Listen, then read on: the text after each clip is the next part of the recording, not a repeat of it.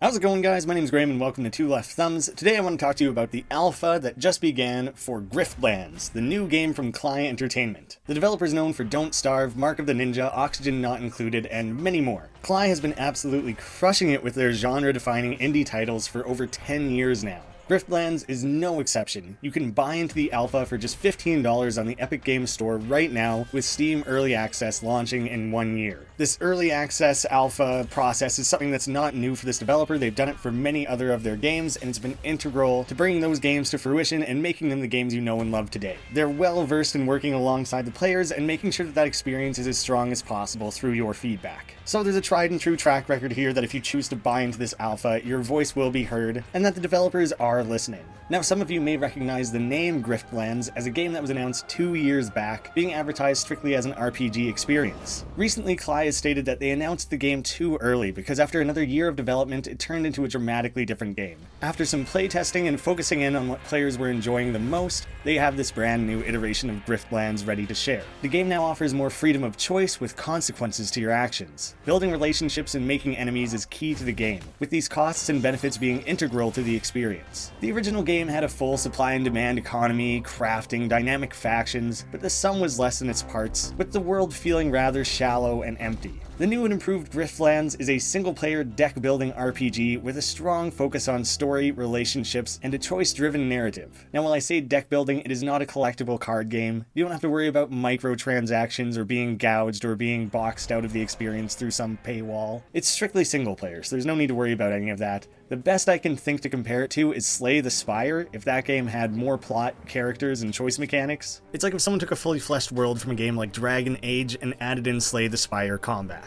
Hopefully that gives you a good picture of what's going on here. But one major hook of the game is that players have access to two specific and separate decks. You have both a battle deck and a negotiation deck. Often it's up to the player how they approach a specific encounter, trying to talk their way through it or fight their way out of it. There's a lot of depth to both, and I'll discuss each one specifically very shortly. This game's now all about fighting, stealing, manipulation, persuasion, double-crossing, negotiating, building alliances, making crucial trade-offs. Through every conversation, argument, battle, or job, it's a new choice to make, and every choice has its own ramifications later in the game. For the first leg of this early access, you can only play as Sal, with 2 more characters to be added later on. Note that because the game is still being worked on, things may change, but it's already in a very solid state to play. It's incredibly polished, and all the core mechanics are already functional. Talking about the 2 different encounter types and associated decks, there are negotiations and battles that both play out as turn-based deck battles, both having their own goals and focuses. Battles pretty well work out exactly how you're accustomed to in a game like Slay the Spire. You have a set number of actions, playing cards cost actions, and you're trying to whittle away at the opponent's main pool of health. They'll attack, they'll defend, they'll buff themselves, they'll try to debuff you. One interesting addition that I haven't seen in another game like this is a breaking point. Now and again, the character on the other side of your blade is going to be a disposable bug monster, and then they'll just flee when they've broken. But often you're fighting against characters that flesh out this world. Rather than the game having a narrative device of, oh, their health hit 0 and they faint, you are fighting these characters to the death. At their breaking point, they may try to flee or choose to surrender, and if your goal was simply intimidation, you can let them go, probably gaining something from them. Otherwise, you can take it the extra step and execute them.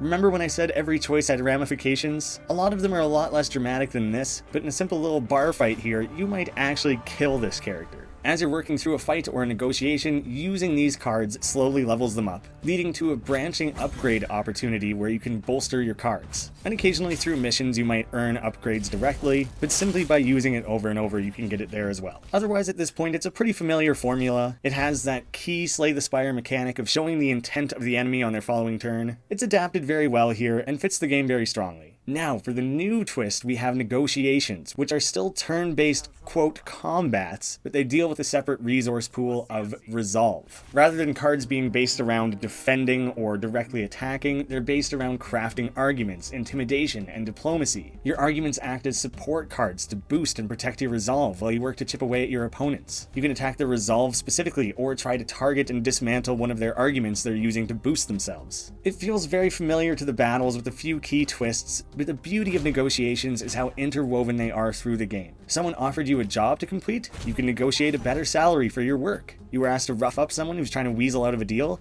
maybe you spin around and take their side instead, choosing to instead fight who originally gave you the job. You tried to rob someone unsuccessfully, you can backpedal that in order to avoid a true fight. In this specific example, my failed robbery actually made this character hate me. I can talk more about that relationship scale later, but his intense hate made his resolve double, making the defusal of the situation all the more difficult for me. And after a particularly rough negotiation like that, I barely won the argument, but my resolve was all but exhausted. Until I could find the means to replenish it, I now had to resort entirely to my fists, or agreeing to basically any proposition I was presented with. Picking this random fight with a stranger trying to rob them meant I no longer had the resolve to try and argue a better wage for a mission I was taking on. Action, reaction. Speaking of a character hating me, characters can either like or love you, dislike or hate you. If they hate you, they're never going to help you, and they may have an advantage over you if you ever come into a conflict. If a character loves you, you could gain benefits in battle or around the city. You could earn their love by completing jobs and gaining trust, but some characters' loyalties can be bought. Shills are the currency in this world. This particular character for 150 shills will love me, and I can now bargain at all other vendors around the city. It's a benefit that stretches beyond my immediate character and stats. While you're at it, you can pay nearby characters to back you up in an argument or a fight. They'll act as a limited ally who slips in to add a simple word to boost your argument. But at other points in the story, you can gain party members. They'll autonomously contribute to the fight while you handle the core arguing or battling. As another quick example, I was introduced to two different characters. After looking at what both of them were after, I chose which one I wanted to help and have join my party, ensuring that the other character immediately hated me. I've now boxed out that character, and they will never help me again.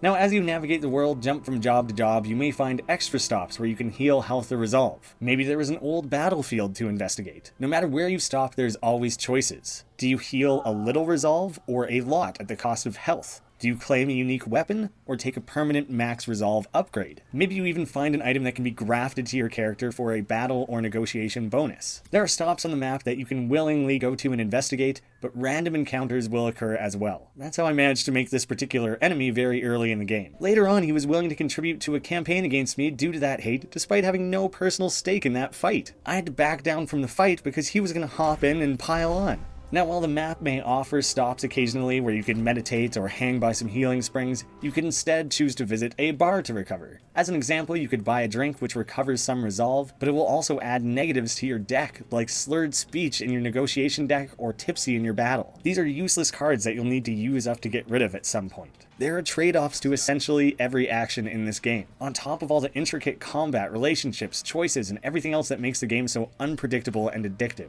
I found myself absolutely enthralled by the characters, the world, and the lore. You can talk to anyone, with several of them having plenty of information to offer. The more they like you, the more they'll offer up. One of the coolest things here, a very wise choice that I personally haven't seen elsewhere, rather than filling every chat with excessive exposition, the game will highlight words, allowing you to read a small blurb about them. This game very successfully avoided the trope of playing as an amnesia patient, or as playing as an outsider unfamiliar with this world. You don't have to rely on every character catching you up on every minute plot detail. You're from this world, you grew up in it, and you live in it. By reading these little blurbs, the character is quickly caught up on those specifics without needing to ask. This is much appreciated on a first playthrough, and absolutely amazing when you play the game again in the future. You don't need to hear about the different factions and characters and cults over and over and over again. You can simply hover for a refresher, otherwise the game can assume that you know. You immediately feel like a part of the world, adding much further to the depth of these relationships and choices. I would say at the core, if you don't enjoy deck building combat games, this might not be right for you, as it is pretty integral to the experience. Approximately half your time is going to be spent in these negotiations and battles when you're not talking to the different characters and building those relationships. But if you're anywhere on that scale from neutral to enthusiastic about that style of game, I cannot recommend Griftlands enough. Maybe if you're iffy on the deck building, but choice-based mechanics and characters and lore are your jam, then maybe this is the perfect entry point for you. The smart design, beautiful art and animation, meaningful choice mechanics, relationships, and lore are enough to make this game well worth your time and money, especially considering it's sitting at only $15. I think that's an exceptionally good deal. No negotiation tactics needed there. I cannot wait to see how this game develops. I'm so excited to play more myself. I have a video that I'm preparing on approximately my first 60 minutes with this game. Odds are I'll be playing more in the future. I'm going to make sure there's a link to that in the end cards. Links down below if you want immediate alpha access at the Epic Games Store, or Steam where you can wishlist it if that's what you prefer to wait for. And I quickly just want to say, don't hate the game as being an Epic exclusive. I would say that's not really the case here. It's an exclusive only for a little while during an alpha phase. The game is going to launch on Steam in early access before it even hits a full release. So please don't rag on the developers for that. I think that feels like a pretty smart business decision, and it doesn't really limit or take away from the players. I get all the Epic Games exclusive hate, but Klei has been such an excellent indie developer. They clearly care so much about their fans. I don't think they would have made this choice if it wasn't right for them, and unless they knew for sure that it wasn't going to negatively impact their fans. I just wanted to throw that in as my 2 cents at the end. I know no one asked for it. Thank you guys all so much for watching. I'll see you again soon.